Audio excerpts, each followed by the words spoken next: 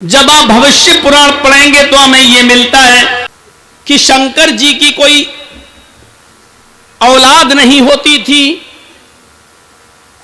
तो उन्होंने अपनी पत्नी को एक मंत्र दिया, पार्वती जी को, और पार्वती जी जब नहाने लगी तो उनके जिस्म से, उनके शरीर से जो मैल और कुचैल और गंदगी जो निकल रही थी, उस मैल और कुचैल और गंदगी से उन्होंने एक पुत्र बनाया, बेटा,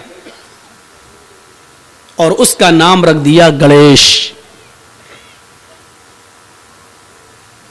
गणेश को तलवार लेकर दरवाजे पे खड़ा कर दिया, किसी को अंदर मत आने देना, मैं नहा रही हूं, मैं स्नान कर रही हूं। शंकर जी अपने घर आ रहे हैं, गणेश तलवार लेकर बाहर खड़े हैं।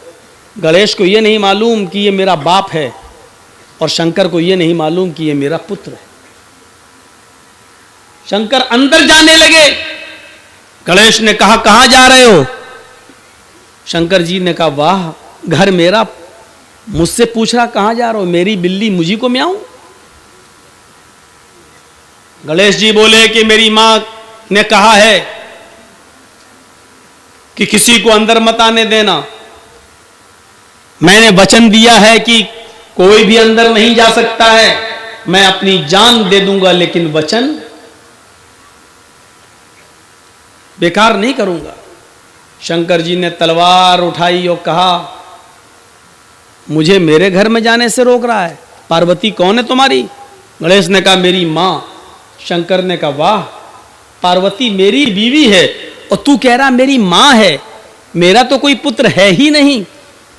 तब गणेश जी ने कहा कि आज ही तो उन्होंने बनाया है। शंकर जी बोले, भगवान मैं हूं, बनाना पार्वती जी को कैसे आ गया है? दोनों में बहस चली और शंकर जी को गुस्सा आया, उन्होंने तलवार मार दी और अपने बेटे की गर्दन उड़ा दी, अंदर घुस गए। पार्वती जी ने जिद की, ये तुमने क्या किया? मेरे बेटे को, मेरे पुत्र को तुमने मार डाला, उसका वध कर दिया। अब मैं उस वक्त तक तुमसे बातचीत नहीं करूंगी जब तक कि मेरे पुत्र को तुम जीवित न कर दो। शंकर जी ने पूरे जंगल में अपने पुत्र की कटी हुई गर्दन तलाश की लेकिन नहीं मिली। कहने लगे, पार्वती जी ये क्या हो रहा है? अभी तो मैंने गर्दन काटी लेकिन वो गर्दन तो कहीं मिल ही नहीं रही है। रास्ते में एक हाथी चला रहा है। शंकर जी ने कहा, अगर इस हाथी का सूंड काट कर अगर मैं गणेश जी के सर की जगह पे लगा दूं और गणेश जी को जिंदा कर दूं तो चलेगा? पार्वती जी बोली, कुछ भी करो लेकिन पुत्र को जिंदा करो। तब शंकर जी ने हाथी की सूंड काटी और गणेश जी की गर्दन की जगह पर रखकर उनको जीवित किया। तब गणेश जी जिंदा हो गए। धूल की तह जम गई इस वाक़े पर। हमने बहुत ढूंढा, बहुत तलाश किया, इस किस्म का कोई वाक़या कुरान और हदीस के अंदर भी मिल जाए ताकि हम अपने हिंदू भाइयों को बता सकें कि देखो ये चीज हमारे यहां पर भी पाई जाती है, लेकिन हूबहू तो नहीं मिला। लेकिन उससे मिलता जुलता एक वाक़या मिल जाता है कि इब्राहीम अलैहिस्सलाम की सालों साल कोई औलाद पैदा नहीं हुई, वो दुआ मांगते थे, रब्बे हबली मिनस सालिहीन, अल्लाह मुझे सालेह बेटा दे, अल्लाह मुझे नेक बेटा दे। 99 साल की उम्र में, 86 साल 86 साल की उम्र में अल्लाह ने उनकी दुआ सुनी और उनको एक बेटा दिया, नाम रखा इस्माइल। जब वो बेटा 13 साल का हो गया तो इब्राहीम अलैहिस्सलाम ने ख्वाब में देखा, सपने में, कि मैं अपने बेटे को ज़िबा कर रहा हूं और अल्लाह मुझसे मेरे बेटे की कुर्बानी मांग रहा है। तब अपने बेटे से उसका इजहार किया, बेटा तैयार हो गया।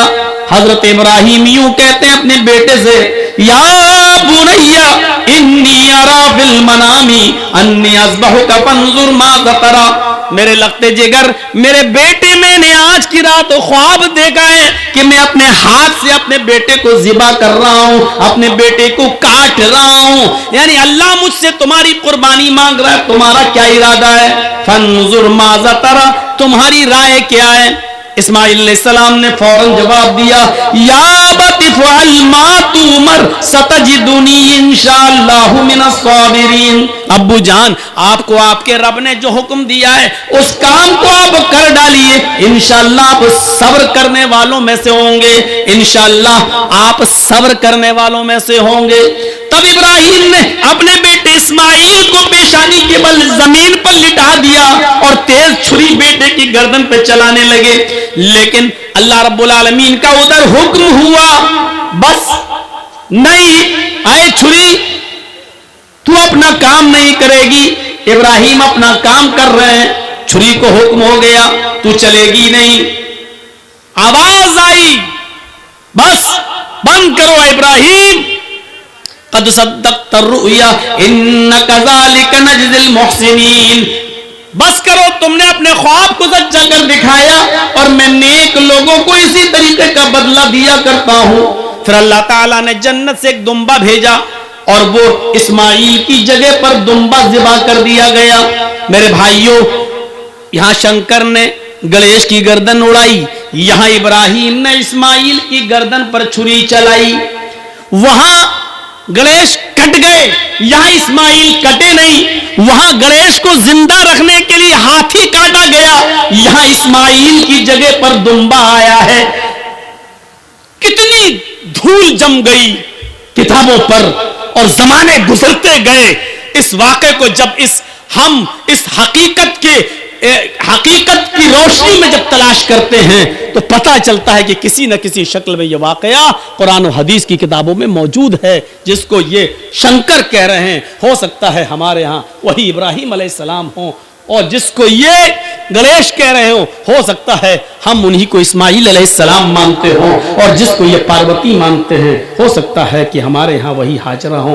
लेकिन हो सकता है के साथ क्लियर हम भी नहीं कर सकते। हिंदू धर्म में 33 करोड़ देवी देवता हैं। रोजी देने वाला अलग, बारिश बरसाने वाला अलग, पैदा करने वाला अलग। जो 3 बड़े बड़े खुदा माने जाते हैं हिंदू धर्म में, वो 3 हैं बड़े बड़े, ब्रह्मा,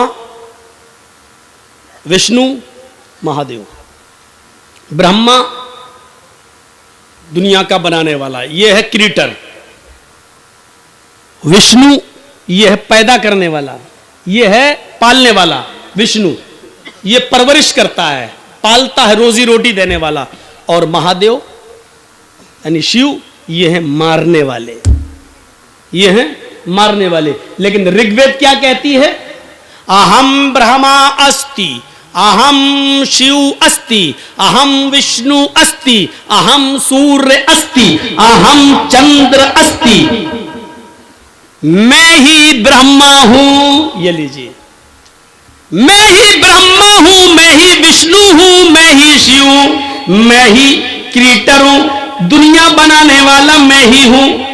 अहम विष्णु, मैं ही परवरिश करने वाला हूं, पालने वाला हूं। अहम शिव अस्ति, मैं ही मौत देता हूं। अहम सूर्य अस्ति, मैं ही सूर्य हूं। अहम चंद्र अस्ति, मैं ही चंद्रमा हूं। यानी रात निकालने वाला और दिन निकालने वाला भी मैं ही हूं। ये सब मेरे हुक्म के बगैर नहीं होते हैं, ये सब मेरे कंट्रोल में है।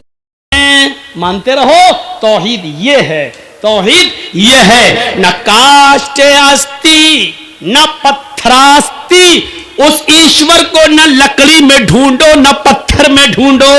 वो ईश्वर है, उसको न लकड़ी में ढूंढो न पत्थर में ढूंढो। ओम निराकारम अस्ति निराकारम अस्ति, वो ईश्वर निराकार है, उसका कोई आकार ही नहीं, उसकी कोई शक्ल बना ही नहीं सकता है। लैसा कमिस्लिही शैउन, उस अल्लाह की तरह कोई चीज है ही नहीं है, उस अल्लाह की तरह कोई चीज है ही नहीं। ये लीजिए तौहीद हमारे हिंदू भाइयों के अंदर भी यही है। वला तदउ मिन दूनिल्लाहि मा ला यनफउका वला यज़ुर्रुक, इसी को कुरान ने कहा है, वला तदउ मिन दूनिल्लाह, अल्लाह को छोड़कर तुम किसी और को मत पुकारो। मा ला यनफउका वला यज़ुर्रुक, वो तुम्हें नफा और नुकसान नहीं दे सकता है। नफा और नुकसान का मालिक कौन है? अल्लाह रब्बुल आलमीन। ये तौहीद है हमारे हिंदू भाइयों के दर, हमारे हिंदू भाइयों के यहाँ। आइए एक चीज और बता दें, इसके बाद दूसरी चीज नमाज। नमाज का एक तकाबुल करते हैं, नमाज कहाँ है? अभी तो सजदा बता दिया, साष्टांग, लेकिन नमाज भी है हिंदू भाइयों में। नमाज क्या है? श्रीमद् भागवत गीता अध्याय 6 और मंत्र नंबर 10। आप लोग तो बिहार वगैरह में, बंगाल में रहते हैं। इन मंत्रों को मैंने अयोध्या में भी पढ़ा है। श्रीमद् भागवत गीता के अध्याय 6 और मंत्र नंबर 10 देखिए। योगी युज्जीत सततमात्मानं रहस्य स्थिता एकाकी अच्युताति मंजराशीर परिग्रह। इसमें पहला ही शब्द योगी आया है, लेकिन आप लोग यूपी वाला योगी मत समझना। ये श्रीमद् भागवत गीता वाला योगी है और यूपी वाला योगी नहीं है, ढोंगी है। दोनों में फर्क है। योगी उज्जीत सततमात्मानं रहस्य स्थिता। ईश्वर की जब पूजा करो तो योगी बन जाओ। योगी, योगी उज्जीत सततमात्मानं रहस्य स्थिता। ईश्वर की जब पूजा करो तो पूरे शरीर का योग करो। पूरे शरीर का योग सिर्फ नमाज में होता है। देख लीजिए आप करके। हिंदू धर्म में क्या होता है? मूर्ति के सामने खड़े हुए ओम नमः शिवाय, सिर्फ गर्दन का योग हो रहा है बस, पूरे शरीर का नहीं। पूरे शरीर का योग अगर देखना है तो आओ नमाज में। देखिए ये हाथ हिल रहे हैं, अल्लाह अकबर, ये हाथों की एक्सरसाइज, पॉजिटिव रेजेस दौड़ रहे हैं। फिर आपकी गर्दन सजदे की जगह पर, सर्वाइकल का सबसे बेहतर इलाज। लेकिन ऐसा ना, ऐसे करेंगे आप नमाज पढ़ रहे हैं, घड़ी देखेंगे, इमाम साहब सूरह बकरा पढ़ना शुरू कर दिए, आप घड़ी देखें कितनी लंबी सूरत पढ़ रहा है, तब नहीं। आप ऐसा अल्लाह अकबर। अब देखिए आप नीचे सजदे की जगह पर आप रहिए, 1 मिनट खड़े रहिए। ये गर्दन की एक्सरसाइज, सर्वाइकल का बेहतरीन इलाज। आर्थो स्पेशलिस्ट से पूछिए जो हड्डी के डॉक्टर हैं, ये इलाज। अल्लाह अकबर कहकर रुकू में जाइए। हड्डी, रीढ़ की हड्डी इतनी सीधी कर लो कमर कि पानी का भरा हुआ प्याला या बर्तन आपकी पीठ पर रखा जाए तो गिरे नहीं। इस तरह रुकू होना चाहिए, पीठ बिल्कुल ऐसी सीधी। ये रीढ़ की हड्डी की एक्सरसाइज, कमर की एक्सरसाइज। फिर सजदे में जब जाइए तो ब्लड सर्कुलेशन आपके दिमाग तक, ब्रेन हेमरेज नहीं होगा उस आदमी को जो 5 वक्त की नमाज पढ़ता हो। क्यों? क्योंकि 5 वक्त इंसान जब सजदा करेगा तो सजदा एक ऐसी जगह, आप खड़े हैं, सर्कुलेशन ब्लड का दिमाग तक नहीं जा पा रहा है, या जो स्पीड आपके दिमाग को खून की चाहिए, खून की जो रगे हैं दिमाग की, वहां जो खून पहुंचना चाहिए जितना, हालते स्टैंडिंग में, खड़े होने की हालत में नहीं पहुंच रहा। जब आप सजदा कर रहे हैं तो ब्लड का सर्कुलेशन आपकी दिमाग की नसों तक पहुंच रहा है। ये ब्रेन हेमरेज से आपको बचाता है और आपके दिमाग और भूल चूक की बीमारी से आपको दूर रखता है। ये पूरे शरीर का एक्सरसाइज सिर्फ नमाज के अंदर। योगी उज्जीत सततमात्मानं। है अर्जुन, जब ईश्वर की पूजा करो तो पूरे शरीर का योग कर लो, पूरे शरीर की एक्सरसाइज कर लो। सततमात्मानं, और इसको हमेशा पकड़े रहो, कभी मत छोड़ो। रहस्य स्थिता, अगर एक भी टाइम छोड़ दिया तो तुम स्थित न रहोगे, कायम न रहोगे, धर्म पर जमे नहीं रहोगे। मंतर सलात मुतअम्मिदन फकद कफर, अगर कसदन जानबूझकर नमाज छोड़ी जिसने, उसने कुफ्र किया। एकाकी है अर्जुन, जब ईश्वर की पूजा के लिए खड़े हो तो एक ईश्वर के सामने खड़े हो जाओ, एकाकी एक अल्लाह के सामने खड़े हो जाओ। यच्चत्तात्मा, और अपनी आत्मा को उसी की तरफ लगा दो, पूरा दिमाग उसी की तरफ लगा दो। देखिए अल्लाह अकबर, पूरा दिमाग वही लगना चाहिए, ऐसे ऐसे नहीं। यच्चत्तात्मा, अपनी आत्मा को उसी की तरफ लगा दो। यच्चतात्मा, निराशीर, सबसे निराश हो जाओ, सबसे नाउम्मीद हो जाओ, लेकिन ऊपर वाले से निराश मत होना, क्योंकि उसी के सामने खड़े हो, वो तुम्हें सब कुछ देगा। परिग्रह, वही तुम्हें देगा, वही तुम्हारी झोली भरने वाला है। सबसे निराश हो जाना, लेकिन उससे नहीं। हृदय नमः, जब खड़े हो तो अपने हृदय सीने पे हाथ रख लेना। हिंदू भाई यूं रख लेते हैं, आपने देखा होगा ना, हृदय ये सीने पे हाथ रखते हैं।